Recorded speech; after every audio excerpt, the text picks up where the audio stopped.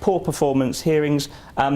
Where a poor performance meeting is necessary, the employee should obviously be notified in writing and told in what respect their performance is falling short. Now, the ACAS Code of Practice says that a hearing of this nature should be held, quotes, without unreasonable delay, but not so quickly that the employee hasn't had the chance to prepare his case. Obviously, you should comply with timescales in your capability procedure, but a rule of thumb, I would say that advance notification of less than 2 days or more than 10 days run the risks of being considered to be unreasonable. Considering alternative employment, when you get to the stage in a formal capability procedure where you're unfortunately having to consider the sanction of dismissal, there is no absolute legal obligation on employers to consider offering an alternative role or demotion before taking the decision to dismiss.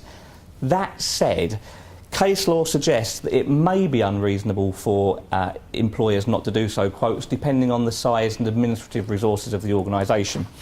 So my view, perhaps a little conservatively, is that it may be worth considering, well, it is worth considering alternative roles or possibly demotion with the employee's consent, and documenting that you've considered it prior to taking the actual decision to dismiss. Finally, on this side, the general duty to reopen earlier warnings. Employees who've received a final written warning but who are then dismissed often try to argue that the earlier warning was unfairly given, so that they shouldn't have been dismissed at all.